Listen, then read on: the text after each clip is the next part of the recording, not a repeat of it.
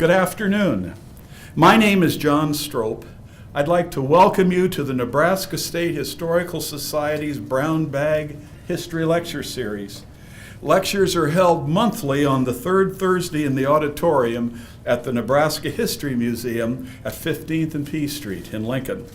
The programs have a live audience, are taped by City TV 5, are broadcast on government access channels in Lincoln, Omaha, Bellevue, Hastings, North Platte, Grand Island, Papillion, South Sioux City, and Beatrice, and are posted on YouTube.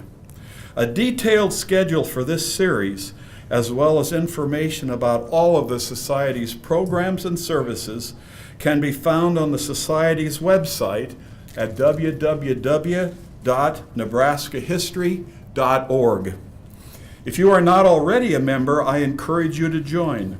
Benefits of membership include subscriptions to Nebraska History Magazine and to the Society's newsletter, use of a microfilm reader printer in the Society's library archives to make free copies from microfilm, free admission to the Society's 7 historic sites, discounts in the Society's landmark stores at the History Museum, the State Capitol, and Chimney Rock, and reduced fees for kids' classes.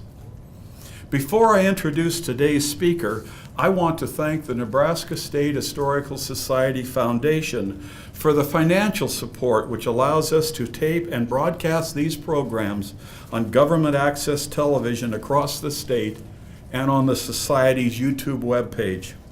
To find that page, just type www.youtube.com/user/Nebraska Historical into your browser search. There are now over 140 past brown bags on YouTube. Today our speaker is Jim Potter, and his topic is the state flag and the Great Seal, the historical ups and downs of 2 Nebraska icons. Jim grew up on a farm in Franklin County and graduated from Wilcox High School in 1963. He earned his BA in history and his MA in American history from the University of Nebraska. He has been with the Society since 1967, serving as Assistant State Archivist, Historian and Editor of Nebraska History, Associate Director for Research and Publications, and Editor of Nebraska History. Since 2002, he has been Senior Research Historian and Associate Editor.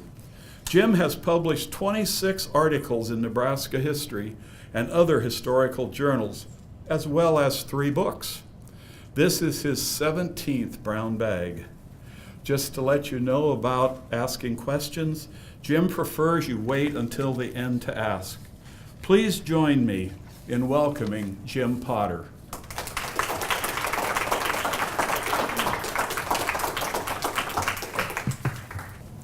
Thank you very much, John, and thanks to all of you who endured the heat to come here today. After John asked me how many brown bags I had done, I gave him that figure 17, but then I looked back into some earlier records, and I think it may be up in the low 20s when I went way back into the 80s, because we started these probably sometime in the 1980s. But who's counting? Nebraskans always seem to be facing an identity crisis. Governor Ricketts recently announced our state's new brand, Nebraska, Good Life, Great Opportunity.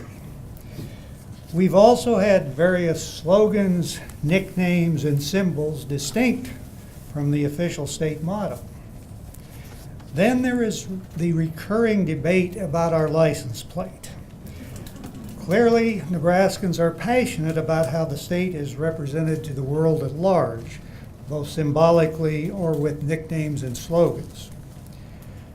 Despite all the grumbling about putting the sower on the new license plate, the U.S. Post Office thought he was an appropriate symbol for commemorating Nebraska's territorial centennial in 1954.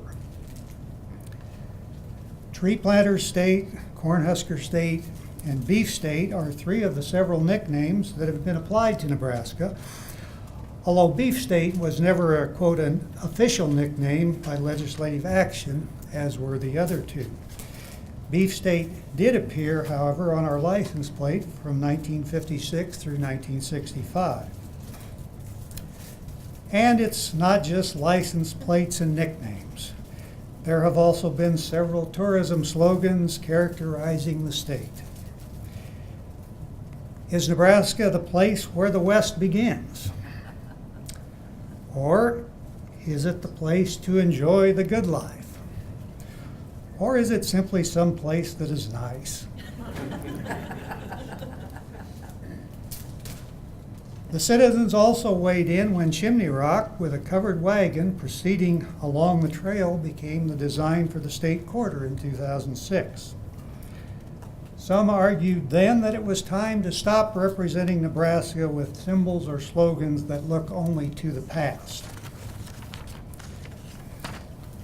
I wonder how most Nebraskans would feel if they knew that flag experts recently voted Nebraska's state flag the worst among all the 50 states. That was the conclusion in a poll conducted by the North American Vexillological Association, or NAVA, N-A-V-A, an organization devoted to the study of flags. Of Nebraska's flag, NAVA spokesman Ted Kay remarked, quote, "Try identifying this flag when it's up on a pole and flapping in the wind.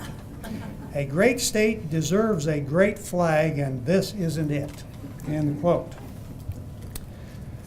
Well, with Nebraska's flag ranked dead last, it is little consolation that the Montana flag came in 49th.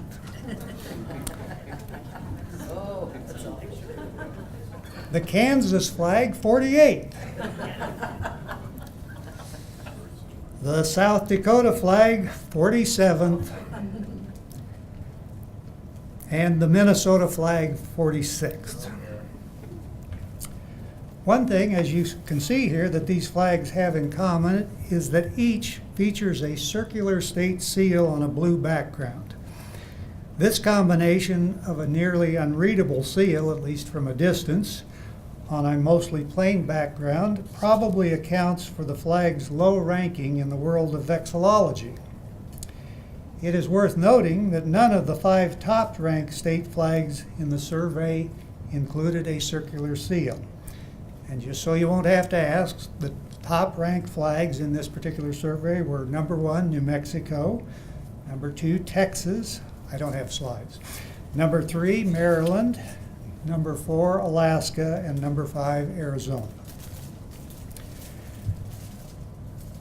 The Nebraska State Historical Society in 1920 published a list that indicated each of the other 47 states had already adopted a flag. Nebraska finally got its flag in 1925.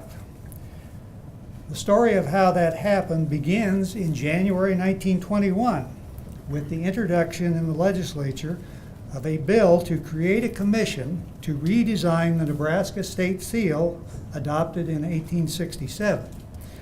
The bill also provided that a new seal would then be used as the primary feature of a state banner.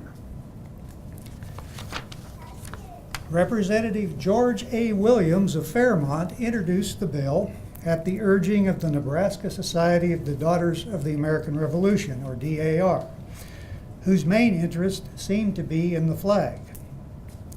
The genesis of the DAR's push for a Nebraska state flag is not clear, but in March 1921, Williams's wife, Mabel, presented a report at the Nebraska Society's annual conference.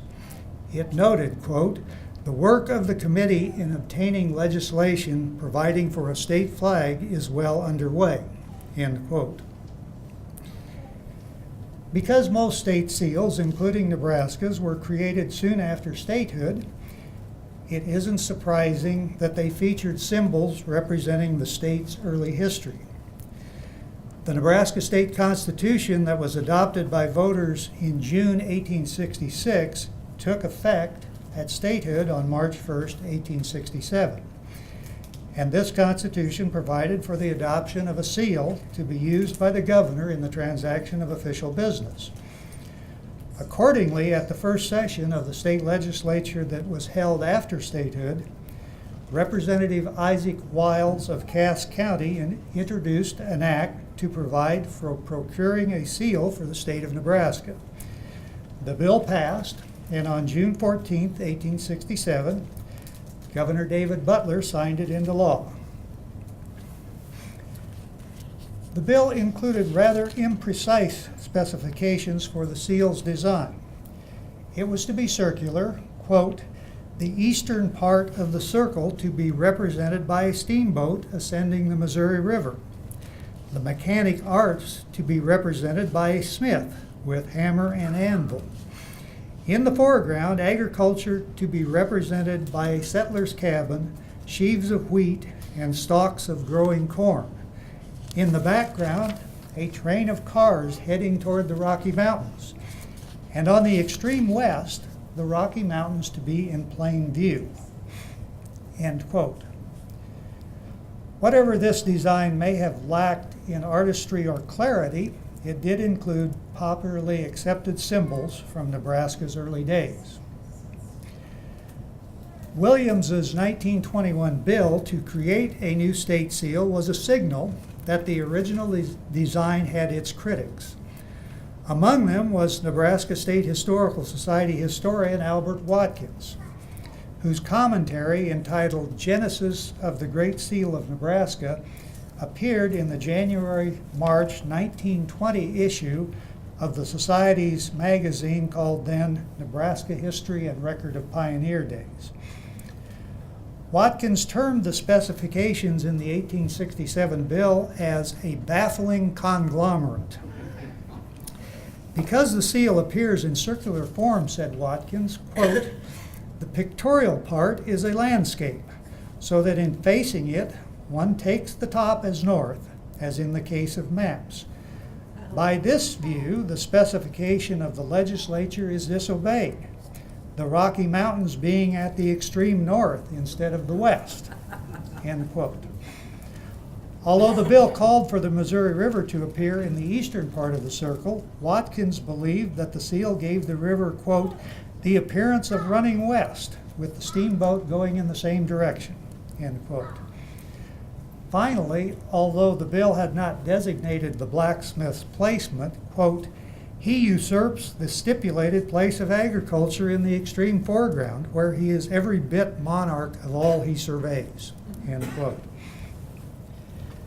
Now, the superintendent of the Historical Society, Addison E. Sheldon, agreed that there was room for improvement in the design of the state seal, but, quote, it may well be doubted that a better motto for seal or flag can be devised than the one of 1867.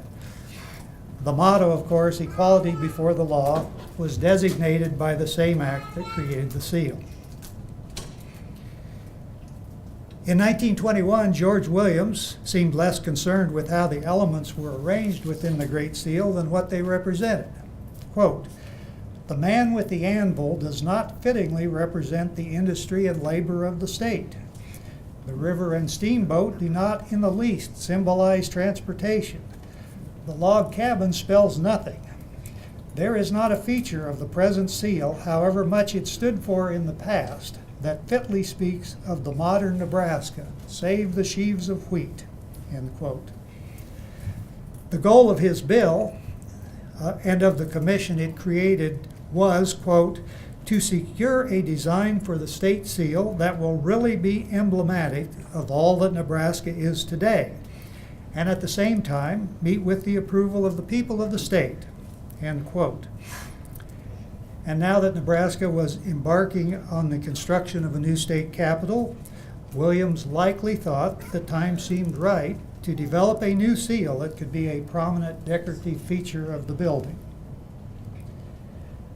The Nebraska State Journal in Lincoln also commented about the state seal when it learned that Williams had introduced a bill to redesign it.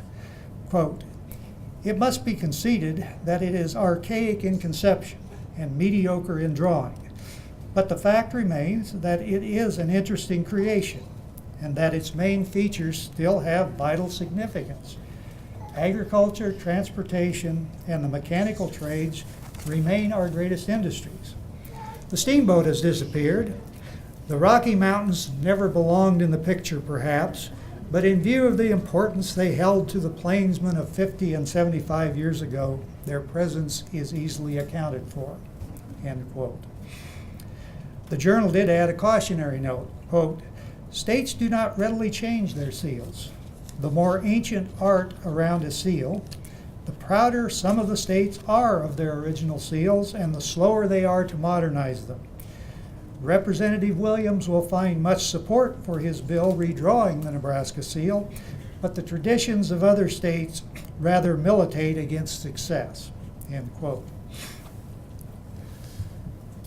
Once the state seal revision bill had been passed by the legislature and approved by Governor Samuel R. McKelvey, the governor appointed the commission, whose task it was to select a new design. Representative Williams was the chair, with Mrs. E.B. Penny of Fullerton and University of Nebraska professor George A. Condra of Lincoln the other members. At the commission's first meeting on August 5, 1921, it invited suggestions from the people of Nebraska. Quote, "What does Nebraska stand for today? And what should be incorporated in the seal that will symbolize the biggest and best of Nebraska? Should the present motto be retained, or could an improvement be made on the present one?" End quote.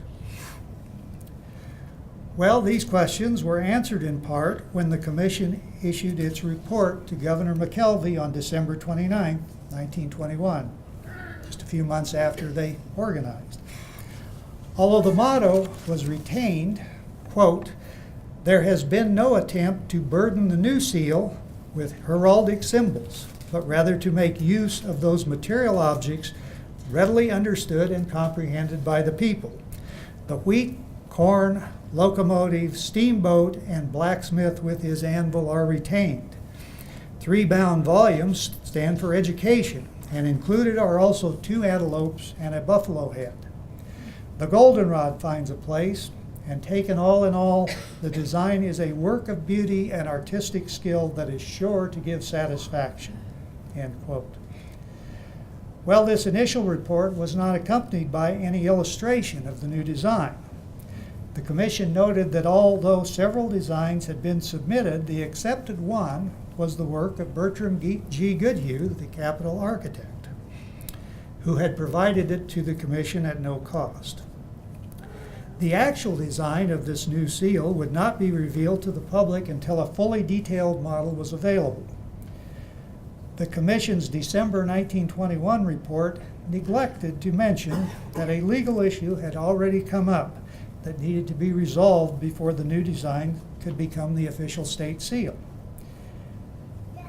That issue had been raised in a September 2nd, 1921 opinion by the Nebraska Attorney General's office, issued at Representative Williams's request. Although Williams had asked only whether a new state seal would conflict with the requirements for seals used by notary publics, to which the answer was no, Assistant Attorney General Mason Wheeler went on to say that Williams's bill had neglected to repeal the 1867 statute creating the original state seal. Therefore, the original seal remained the official state seal. There the matter rested until Governor McKelvey unveiled Goodhue's design on August 26, 1922. It was circular, as was the original state seal, but seemingly contradicted the Commission's earlier claim that it would not be burdened with heraldic symbols. In fact, Goodhue had represented elements from Nebraska's past in a style very common to coats of arms or heraldry.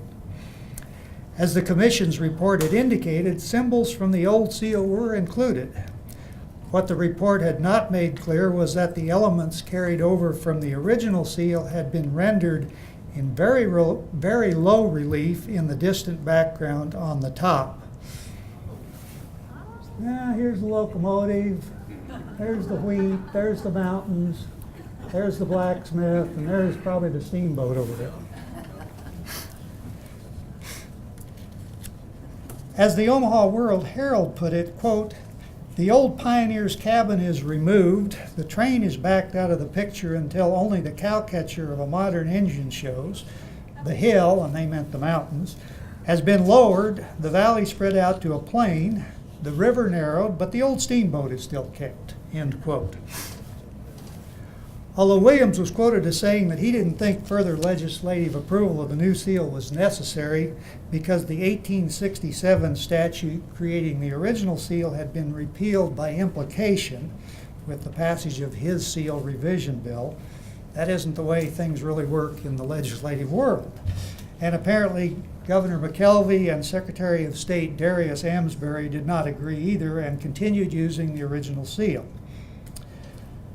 Well, when the 1923 legislature convened, Senator Charles J. Warner, on January 31st, introduced an act to formally adopt the revised state seal of the form and design approved by the State Insignia Commission and specifically repeal the 1867 statute creating the original seal. Well, not only were hundreds of bills introduced during this legislative session, much time was spent debating the possible repeal of the controversial Civil Administrative Code adopted during former Governor McKelvey's term and strongly opposed by current Governor Charles W. Bryan. Time ran out on Warner's seal bill, and it died on April 30th when the legislature voted to indefinitely postpone all bills not yet reported out of committee. This meant that the original 1867 state seal remained the official seal by law. Well before the actual Goodhue seal design had been unveiled in August 1922, and even before the Attorney General's September 2nd, 1921 opinion that a new state seal could not be adopted without further legislative action, the architect and his sculptor, Lee Lowry, had planned for a modified version of what later emerged as Goodhue seal to be carved on the exterior of the Capitol's north entrance and also to appear inside. In early May 1921, Lowry provided the Capitol Commission with estimates to prepare models of the sculpture and carving that included 4 ornamental panels on the north entrance pylons. In June, the Capitol Commission authorized Goodhue to engage Lowry as his collaborator. A variation of the Goodhue seal design, rendered in a rectangular rather than circular form, can be discerned on a pencil study of the building's north entrance by Austin Whittlesey of Goodhue staff that was published in the May 7th, 1922 issue of the Nebraska State Journal. There we go, right there. As the first phase of construction of the new Capitol proceeded, including the monumental north entrance, the Nebraska Capitol Commission considered which seals should end up on the building.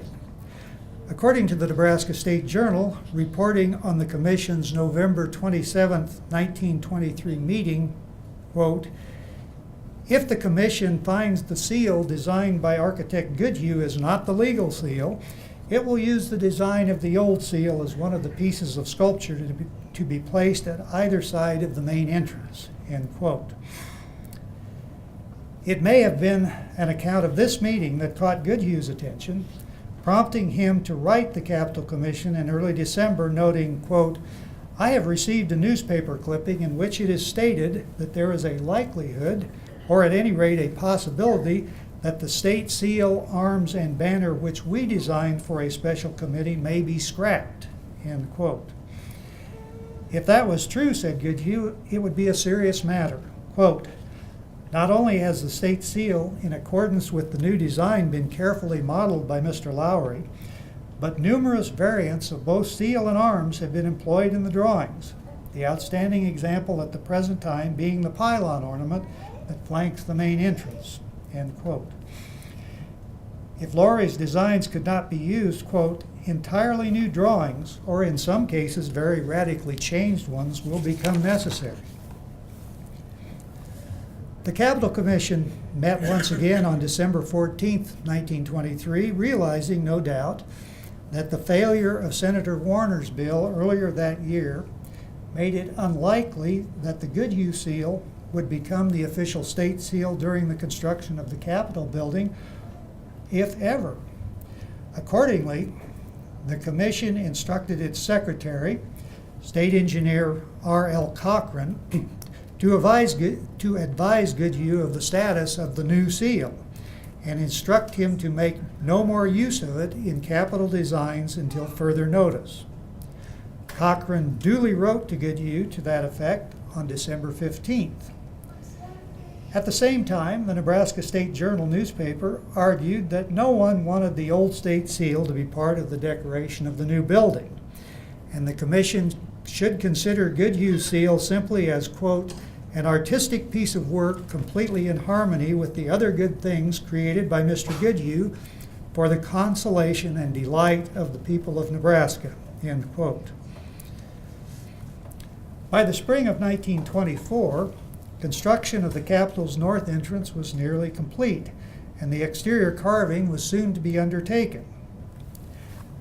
Notwithstanding the Capitol Commission's decision at its December 1923 meeting, the Nebraska State Journal reported that the commission and architect had apparently reached agreement that Lowry's modified version could be carved on the pylons flanking the north entrance because it was not the exact design Goodhue had produced for the State Seal Commission. Soon afterwards, on April 24, 1924, Goodhue died unexpectedly. As the pylon carving emerged from the limestone, the Nebraska State Journal was pleased, noting that it contained some of the objects in the proposed new state seal, even though Goodhue's design as a whole had been abandoned. The paper further commented that observers were impressed with the glimpses of the work that could be discerned through the scaffolding, which, quote, gave the impression that the carving will greatly add to the beauty of the Capitol, end quote. By midsummer 1924, the carvings on the pylons at the north entrance, including the adaptation of the Goodhue seal, had been completed. And this is what it looked like up close. This happens to be the carving on the east face of the east pylon, and the one I showed you earlier was facing north on the west pylon. But there it is. Meanwhile, questions involving which seal should be the official state seal seemed of less concern to some people than the reality that Nebraska still had no state flag, even though a debate over the seal would soon resurface. The suspension of Williams's state seal bill by the Attorney General's 1921 opinion had also forestalled the adoption of the state banner or flag that was supposed to feature the redesigned seal. Nebraska DAR members, particularly Mrs. Florence Hazen Miller of Crete, had expressed frustration at being unable to respond to requests from officials in Washington, D.C. for a Nebraska flag to be displayed in the U.S. Capitol building or during presidential inaugurations. Here she is, Mrs. Miller, viewing the Magna Carta at some unknown location, by the way. In the minds of state flag advocates, not having a flag was a disgrace to the state. With the 1925 session of the legislature about to convene, Mrs. Miller began giving a presentation entitled, "Shall Nebraska Have a State Banner?" at meetings of chambers of commerce and women's organizations around the state to drum up support. When the legislature met in January, she prevailed upon Representative J. Lloyd McMaster of Lincoln to introduce a bill to create an official state banner. The bill specified that the banner would be national blue with the seal of Nebraska in the center.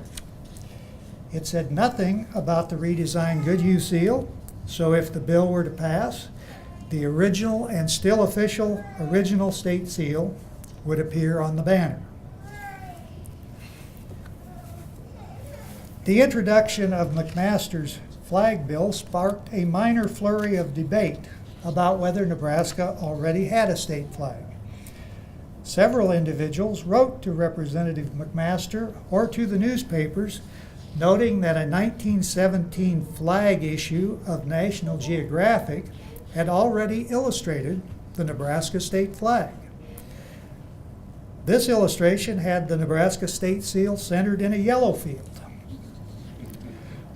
One correspondent went so far as to suggest that the DAR and Representative McMaster had been lax in checking their facts before introducing the bill. On January 30th, Mrs. Miller asked the National Geographic Society for an explanation of the Nebraska state flag illustrated in its book. Editor Gilbert Grosvenor replied, quote, "You will find no statement in the Geographic's flag book that Nebraska has ever adopted by legislative action the flag described therein," end quote. Grosvenor went on to say that the yellow banner had been an unofficial flag used by the Nebraska National Guard. I have not found evidence of that, but that's what he said.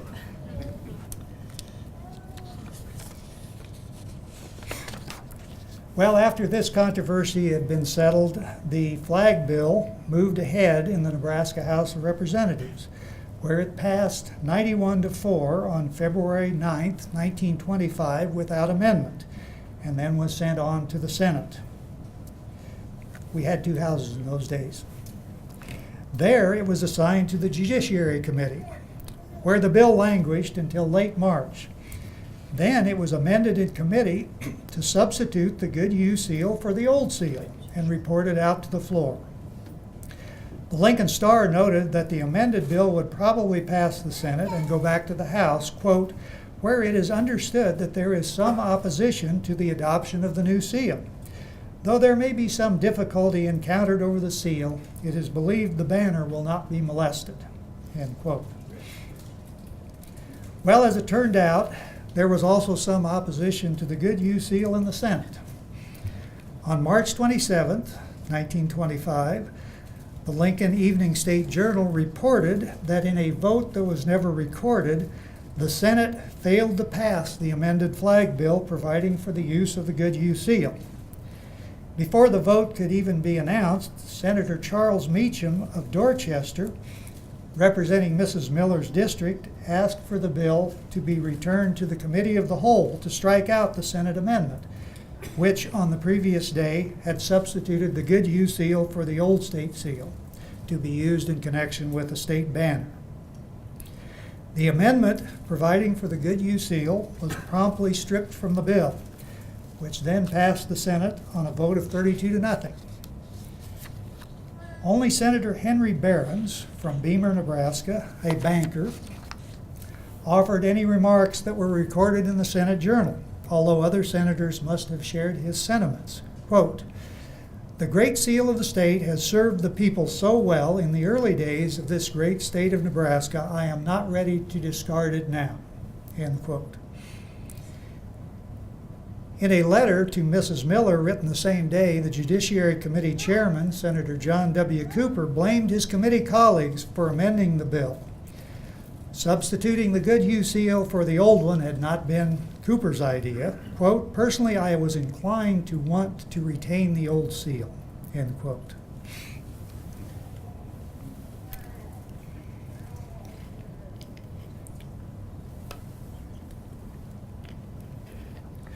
While opposition to the Goodhue seal had clearly been strong enough to settle its fate in the Senate, the origin and depth of this opposition are difficult to quantify.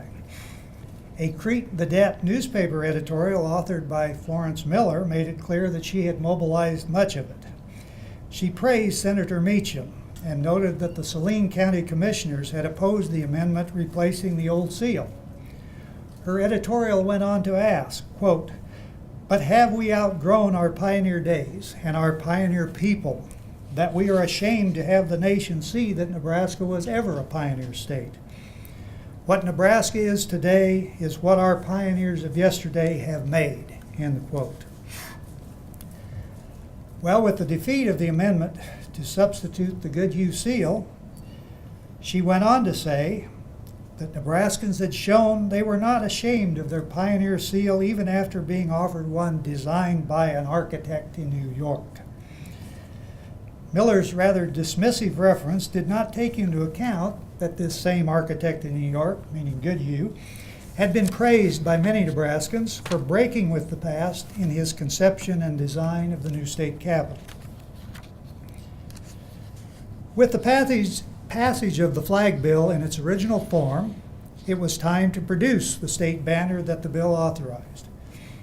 Secretary of State Charles W. Poole appointed the bill's introducer, Representative McMaster, and its leading advocate, Florence Miller, to help accomplish that task. Lou R. Spencer of Lincoln also served on the committee. Completing the work did not take long. On July 16, 1925, the new Nebraska banner, 4½ by 5½ feet, with a gold fringe, and the old state seal in a field of national blue, was unveiled and presented to Governor Adam McMullen. It had been manufactured by the National Permanent Decoration Company of Mason City, Iowa, at a cost of $100. A state banner of the official design had already been flown, however. At 1 second after midnight on July 1st, 1925, the day the banner law took effect, a small Nebraska flag with a 15-inch diameter state seal embroidered in gold and silver was hoisted on a pole in Crete by Mrs. Miller, and she left it flying until 8 a.m. While the battle over the flag and the seal had been underway, with an outcome that finally seemed to eliminate any expectation that the original state seal would be replaced, so too had construction of the Capitol building proceeded, according to the plans and decorative program developed by Goodhue and his collaborators. With the precedent established by the pylon carvings, modified versions of the Goodhue seal were also incorporated into later phases of the Capitol's construction. These vary somewhat from the pylon carving, but all include the bison head above the three books, the fasces, and the scales of justice. A pierced wood carving decorates the balcony rail in the law library's private reading room. A polychrome version is on the limestone wall above the bench in the Supreme Court chamber. A circular version that includes most elements of the 1921 Goodhue State Seal design, the two antelopes, the faintly rendered mountains, blacksmith, locomotive, but not the encircling words Great Seal of the State of Nebraska, hangs above the Speaker's platform in the East Senate Chamber, which is now the Warner Memorial Chamber.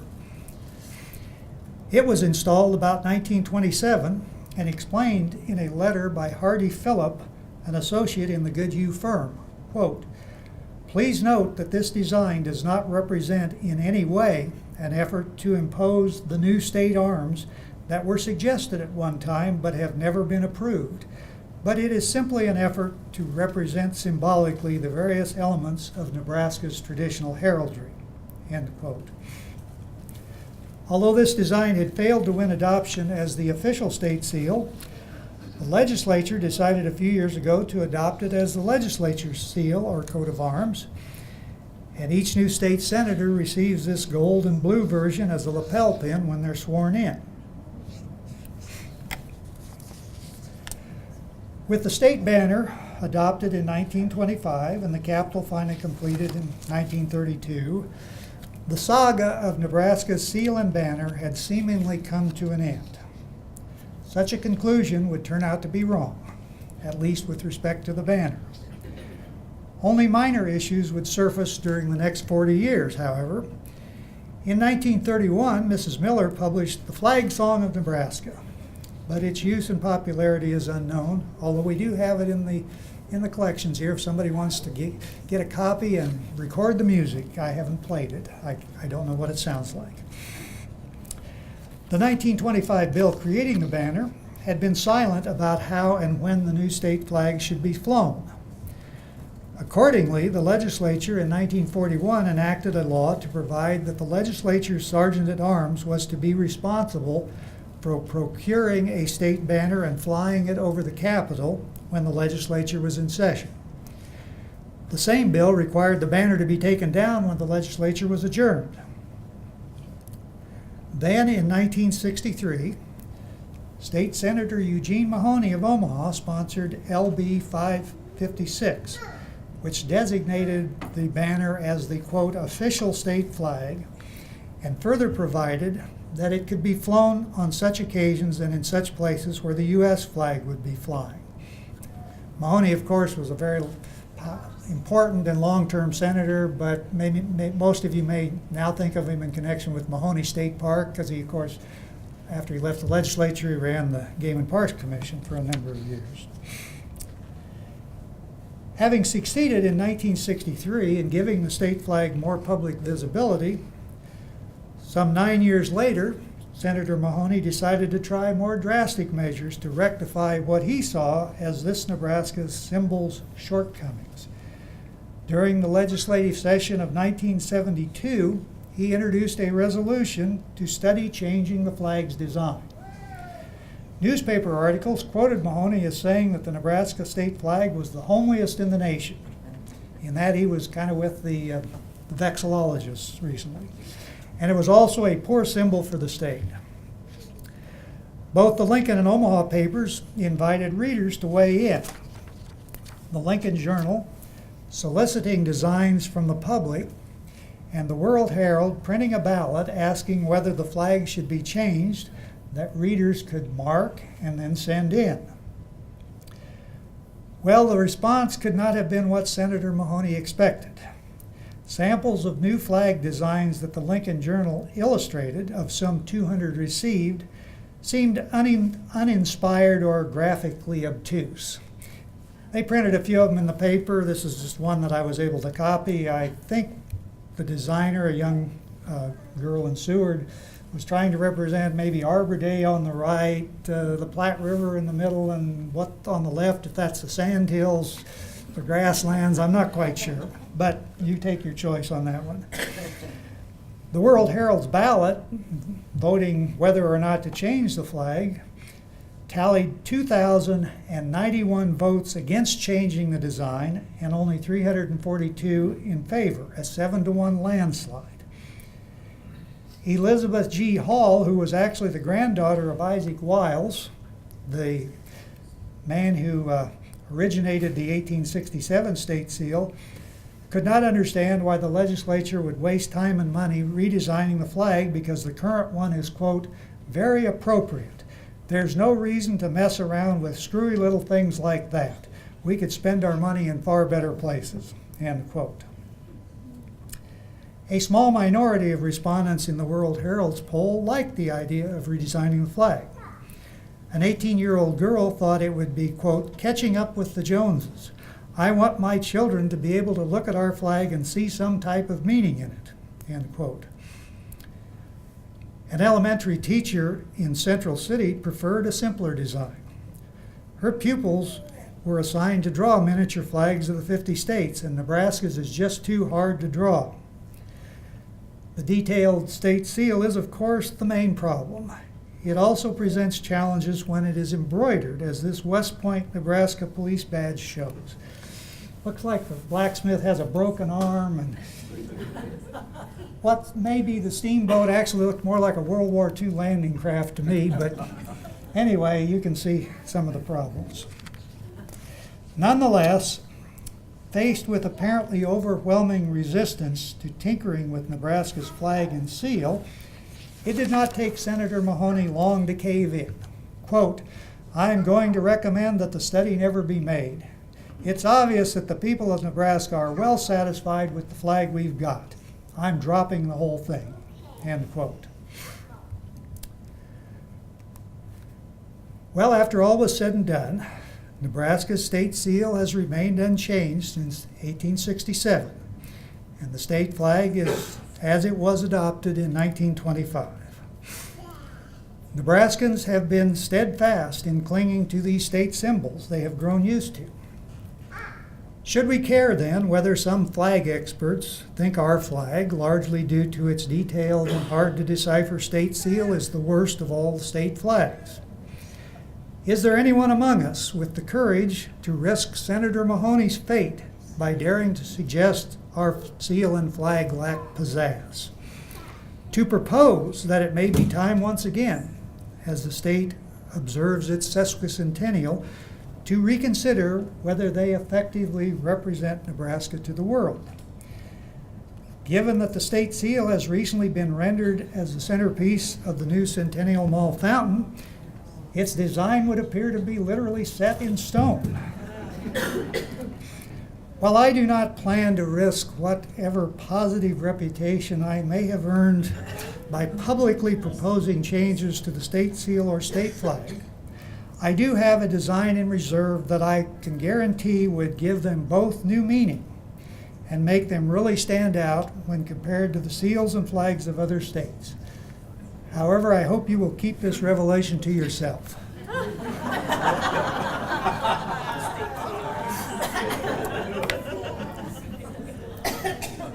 And with that, that is the end of my prepared comments, but I would certainly be glad to entertain questions that you might have and try to answer them. John? One question regarding the state flag. Considering we're just coming out of the Civil War and the prominence of the use of flags during the Civil War, it seems odd that between 1867 and somehow into, 1926, we had no flag at all, no banner at all. We didn't have anything to show at a public event or The question was, since the flag, or the seal at least, was adopted at the end of the Civil War when Nebraska became a state, and because of the political connotations that equality before the law had and so on, it seems strange that we didn't have a state flag until 1925, and why didn't we? Or we apparently didn't have anything that we displayed to symbolize Nebraska in a banner form at that time. And I think that's correct. I don't know of anything. Of course, the U.S. flag was prominently flown, and as it has been and still will be, patriotic holidays and so on. But as far as I can tell, there was nothing that I found that indicated there was much of a push for a state flag until Mrs. Miller got fired up in 1925 and the DAR got going. Yes, ma'am. So would you review again who designed the first seal? The question was, who designed the first seal? Well, Representative Isaac Wiles from Cass County, a legislator, was responsible for at least suggesting the basic elements as far as I can tell, and he claimed to have had some help from Elmer Dundee, who later was an attorney, but later went on to become the famous judge in the Standing Bear case and so on. But whether they just roughed out kind of the specifications, as you saw when I talked about the specifications that appeared in the legislative bill, and then they must have had a jeweler or somebody, an artist, who could do something like that. So I can't tell you who exactly literally made the design, but it's credited to Isaac Wiles and Judge Dundee in terms of the seal and the motto and that sort of thing. Yes, ma'am. Did I hear correctly that the state senators receive a lapel pin based on Goodhue's design? The question was, They still, and when did that start? the state senators received this lapel pin based on the Goodhue seal design, and that is my understanding, but we have the Capitol Commission experts right here with us, and I believe that's a relatively recent innovation. Bob? Within the last 10 years. Bob Ripley says it's within the last 10 years that they've started presenting those to the state senators. I think they created it to celebrate the 100th legislature. Roxanne from the Capitol Commission says that she believes they started doing that to commemorate the 100th session of the legislature. So thank you for that. Yes, John. Well, just an interesting comment. What you have shown as the current Great Seal was changed in 2004 by Mr. Ripley and myself to better enhance the original description of a design, and the 2004 Great Seal now has snow on the mountains, and the blacksmith has lost his beard, and there's a little better rendering of the corn and the wheat. Not significant changes, but even the color changed based on what we looked at the older design and the colors and looking at what the description was supposed to be. Unfortunately, we were not run out of the state on the rail. We didn't even really have much newspaper comment about it. But the problem was that there were so many state agencies that were using a variety of their own conception of the seal that we decided we wanted to unify one design that everybody could use, and they had to get the permission of the Secretary of State to use it. So I think it's been much more unified than it was for a long time. But where the design that you've used, and what was used, I'm sure it was used for 50 years. Where it came from, I don't know. But we have in the office 3 or 4 different designs of the Great Seal by different people over the years. So apparently it's still a work in process. I'm not sure. Well, it seems as what Secretary of State Gale was relating here, the recent slight refinements to the seal to try to bring it into uniform use, at least among state agencies and so on. And he commented that it still seems to be a little bit of a work in progress. And I think clearly from this story, it's been a work in progress. Even though it's pretty much been the same as it was created in 1867, there's still some tweaking that goes on. And I'll take into, if I write this up as an article, which I intend to do, this story I told you today, I'll make sure I use the most modern, current version of the seal in my illustrations. We'll help get that to you. Yes. So I guess we're just about done. We got maybe a couple minutes. If there's one last quick question, yes. Can I have a story? Many years ago, I got a letter from a gentleman in Connecticut who wanted to get a Nebraska state flag for his dad who had lived in Nebraska but moved to Connecticut to retire. And I, of course, said, okay, what size do you want for your state flag? And he said, well, I'd like the white one with the red N on it.